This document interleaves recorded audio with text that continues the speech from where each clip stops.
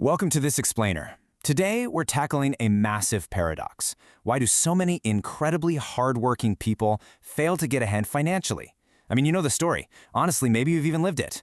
We're talking about people who clock long hours, sacrifice their weekends, sweat for literally every single dollar, and yet they somehow find their bank accounts completely empty by the end of the month. So, we're going to unpack exactly why that happens. So why do hardworking folks stay broke? Let's dive into this baffling reality. Society basically drills it into our heads that hard work automatically equals financial security, but the data, it shows something entirely different. Escaping that exhausting cycle of living paycheck to paycheck requires understanding two things. You need to know the rigid mathematical mechanics of the economy, let's call that the hardware, and you also need to understand the messy human psychology running in your own brain, which is the software. To show you how wealth is really more of a soft skill rather than a hard science, let's just look at two totally real people. In one corner, we've got Ronald Reed. He was a rural janitor and gas station attendant. He chopped his own firewood, wore patched-up coats, and just lived simply. In the other corner, we have Richard Fiscone. He was a Harvard-educated financial executive at Merrill Lynch, living in an 18,000-square-foot mansion with 2 pools and 11 bathrooms. Now, by every traditional metric, the executive should obviously be the wealthy one, right? Well, no, when Ronald Reed passed away at age 92, he absolutely shocked everyone. This humble janitor left behind an $8 million fortune, and he actually donated most of it to his local hospital and library. Right around the exact same time, that Harvard-educated Wall Street genius went completely bankrupt, and his massive mansion was sold off at auction. It's a brilliant illustration of our core theme today. Financial success isn't really about how smart you are, it's about how you behave. Behavior absolutely trumps intelligence. All right, let's get right into Section 1, Mechanics of the Machine. To understand the hardware of wealth, we have to look at the invisible systems moving all around us.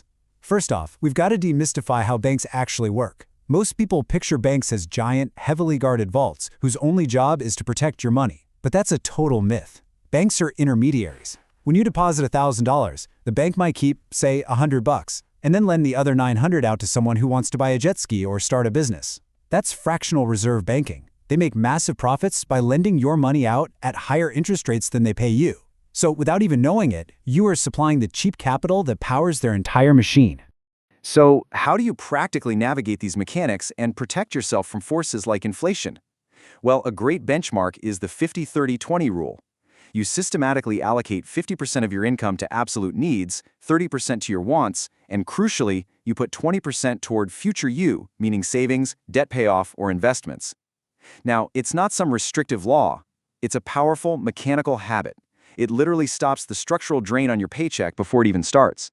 Moving on to Section 2, Assets, Liabilities, and Systems. This is where we bridge the gap between sheer effort and actual wealth creation. The key here is understanding this brilliantly simple definition from Robert Kiyosaki.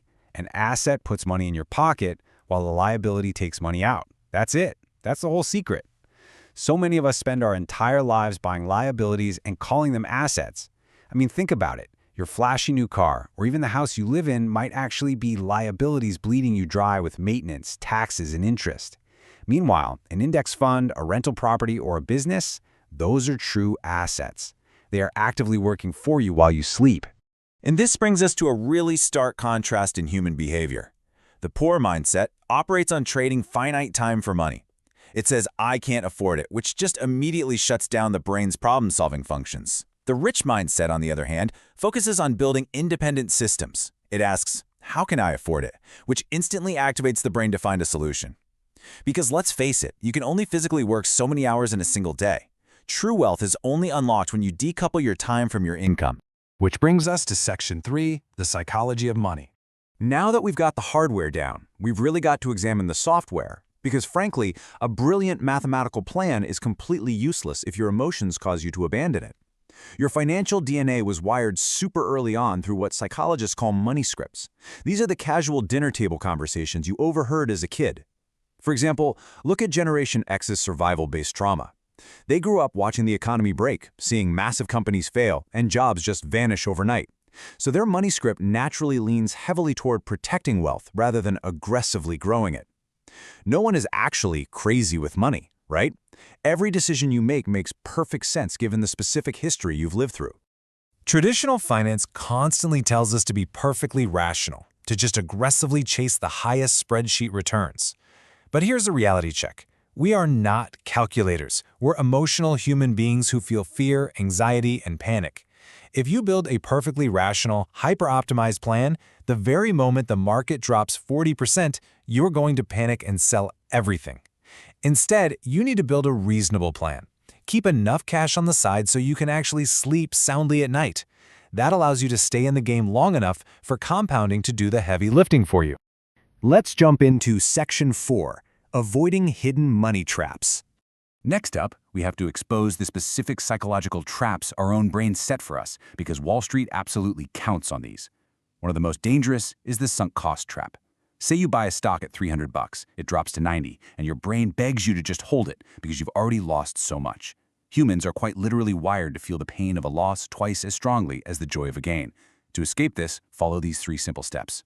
First, set a strict stop loss before you buy.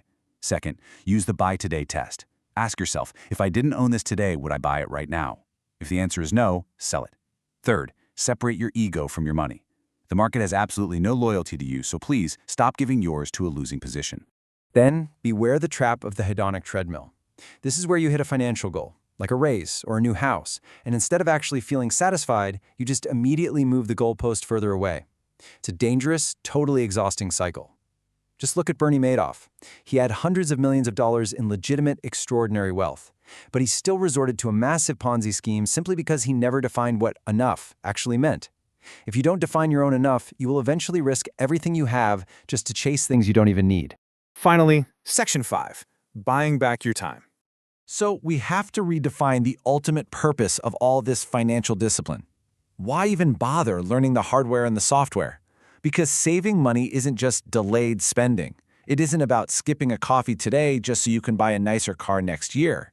Saving is about buying options. It's a freedom fund. If you have 6 months of living expenses sitting safely in a bank account, you have the option to walk away from a terrible boss or a super toxic job. Every dollar you save is, quite literally, a dollar of freedom you are buying for your future self. And this brings us right to the man-in-the-car paradox. We look at someone driving a brand new Ferrari down the street and we immediately think, wow, they have a lot of money. But mathematically, the only thing we actually know for sure is that they have less money than they did before they bought the car. The people displaying the flashy cars and watches are really just showing you their visible spending. True wealth is the invisible money that hasn't been cashed out. It's the investments compounding quietly in the background. So the absolutely crucial point to take away from all of this is this simple quote: wealth is what you don't see. Wealth isn't the visible luxury or the expensive designer clothes. It's the skipped upgrades, it's the avoided debt, and it's those quiet investments. Because ultimately, money is a renewable resource. You can always make more of it. But time only moves in one direction. Wealth is the invisible assets that buy back your most precious, non-renewable resource, your time.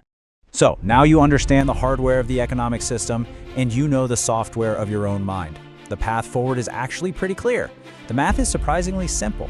But the only question left, and honestly, it's the one only you can answer, is this. Are you going to step up and actively rewrite your financial DNA? Or are you going to let those deeply ingrained money scripts keep you broke on autopilot?